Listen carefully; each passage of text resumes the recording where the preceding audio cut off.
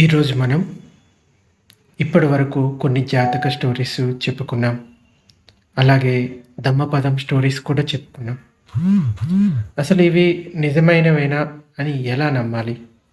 కొన్ని చోట్ల జంతువులు మాట్లాడినట్టు, దేవతలు మాట్లాడినట్టు ఇవన్నీ వస్తూ ఉంటాయి. అసలు వీటిని ఏ దృష్టితోటి అర్థం చేసుకోవాలి? త్రిపీఠికల్లో మనకి ఈ జాతక స్టోరీస్ అనేది కనపడుతుంది. త్రిపీఠికల్లో సుత్తపీఠికలో కుద్దుక నికాయాలు జాతక కథలు అన్నది మనకి కనపడుతుంది. అయితే ఈ జాతక కథలు మొత్తం 547 ఉన్నాయి. ఇవి అసలు నిజంగా జరిగాయా లేకపోతే కల్పితాలా అనే ప్రశ్నకు మనం ఎటువంటి దృష్టితోటి చూడాలి అంటే, ఉదాహరణకి మనకి కొన్ని శ్లోకాలు ఉంటాయి. వాటిని ఆ శ్లోకాలకి ఒక స్టోరీ అనేది కలపాలి. అంటే ఆ స్టోరీని చెప్పి ఆ శ్లోకాలను వివరించాలి. మొదట్లో ఈ స్టోరీసు పెద్దగా లేవు, ఓన్లీ శ్లోకాలు మాత్రమే ఉన్నాయి. ఉదాహరణకి మనకి దమ్మపదంలో చూసుకుంటే, మనోపుబ్బంగమా దమ్మ మనుసెట్ట మనోమయ మనసాచే పదుట్టేన భాసతివా కరోతివా తతోనం దుఃఖమన్వేతి చెక్కం వవహతో పదం.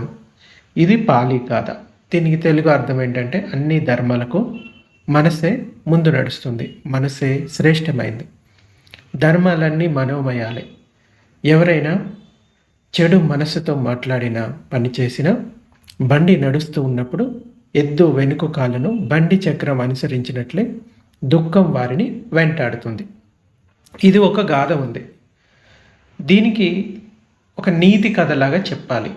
అంటే భిక్షువులకి కానీ లేకపోతే సాధారణ గృహస్థులకు అర్థమయ్యే విధంగా ఒక నీతి కథను జోడించి చెప్పాలి.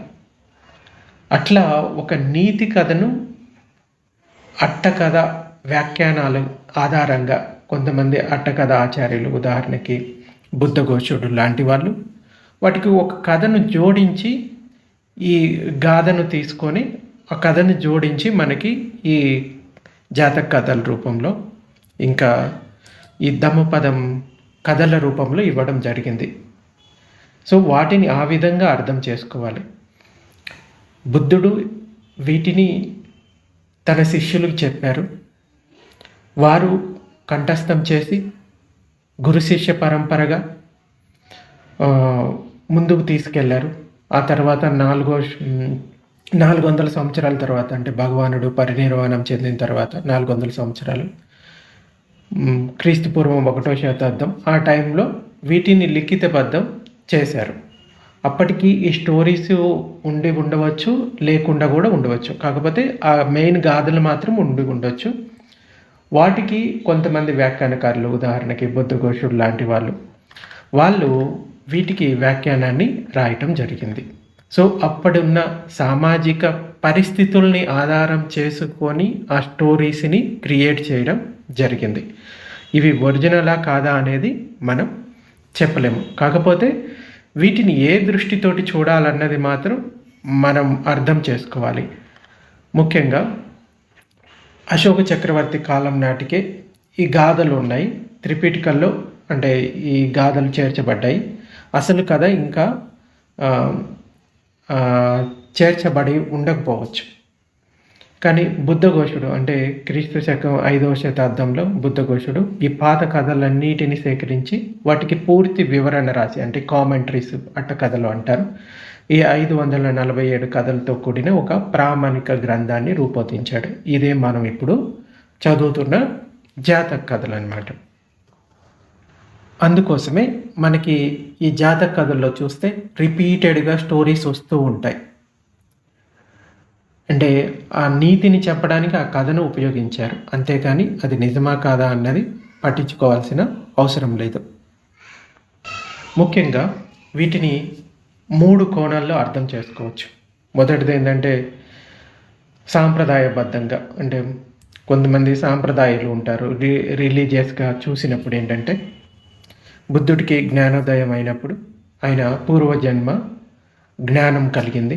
ఆ గత జన్మలను గుర్తు చేసుకునే శక్తి కలిగిన కారణంగా ఆయన వీటిని చెప్పారు అని ఈ సాంప్రదాయబద్ధంగా చూడొచ్చు. ఆ శక్తితో ఆయన తన గత జన్మ విశేషాలను శిష్యులకు వివరించారు కాబట్టి బౌద్ధాన్ని నమ్మేవారికి అవి అక్షరాల బుద్ధుడి గత జన్మల వాస్తవ కథలు. చారిత్రకంగా చూస్తే అంటే హిస్టారికల్గా చూస్తే లేకుంటే సాహిత్యం దృష్టిలో చూస్తే చరిత్రకారులు మరియు విమర్శకుల దృష్టిలో ఇవి అద్భుతమైన ఒక జానపద కథలు అన్నమాట. అంటే పురాతన భారతదేశంలో ప్రచారంలో ఉన్న అనేక నీతి కథలను ఇంకా జంతువుల కథలను బౌద్ధ భిక్షువులు వాటిని స్వీకరించి వాటికి బౌద్ధ ధర్మాన్ని జోడించారు అని. ఉదాహరణకి జంతువులు మనుషుల్లాగా మాట్లాడటం, దేవతలు ప్రత్యక్షం అవ్వడం వంటివి ఇందులో ఉంటాయి. వీటికి రూపక కథలు లేకపోతే సింబాలిక్గా చెప్పే స్టోరీస్గా చూడాలి. అంటే నిజంగా ఒక కుందేలు చంద్రుడిపైకి ఎగిరిందా అని కాకుండా ఈ కథ వెనుక ఉన్న త్యాగ గుణాన్ని చూడాలి. మనకి ఈ శశి పండిత జాతక స్టోరీలో ఉంటుందన్నమాట ఇది. అంటే మనం ఆ స్టోరీని మనకు ఉపయోగపడే విధంగా మాత్రమే తీసుకోవాలి. అది నిజంగా జరిగిందా, జంతువులు మాట్లాడాయా మనుషులతోటి, లేకపోతే ఇదంతా జరిగిందా, ఇది మనకు అవసరం లేదు. దాంట్లో ఉన్న సారాన్ని చూడాలి. మనకి ఇప్పుడు ఏం ఉపయోగపడుతుంది ఆ స్టోరీలో చెప్పిన సారాంశం. సో ఆ ఉద్దేశంతో మాత్రమే చూడాలి. ముఖ్యంగా ఆ స్టోరీస్లో ఉండే సత్యం ఏంటి అనేది చూస్తే కొన్నిసార్లు మానవ స్వభావం గురించి చూడాలి. అంటే ఈ విషయాలపైనే మనం దృష్టిని పెట్టాలి. జాతక కథలో మనుషుల అత్యాశ, అసూయ, కోపం, మూర్ఖత్వం చాలా స్పష్టంగా కనిపిస్తాయి. మనుషులు ఎలా ప్రవర్తిస్తారో చెప్పడానికి జంతువులని పాత్రలుగా వాడారు. అంటే ఒక వ్యక్తిని ఉద్దేశించి చెప్పినట్లయితే వాళ్ళు తీసుకోవడం కష్టమవుతుంది. అందుకోసం జంతువుల పాత్రలను తీసుకొని వాటిని చెప్పడం జరిగింది. ఇంకా పారమితల్ని ఉద్దేశించి కూడా మనం చూడొచ్చు. ప్రతి జాతక కథ కూడా బోధిసత్వుడు అంటే బుద్ధత్వాన్ని పొందడానికి ప్రయత్నిస్తున్న వ్యక్తిని బోధిసత్వుడు అంటాము.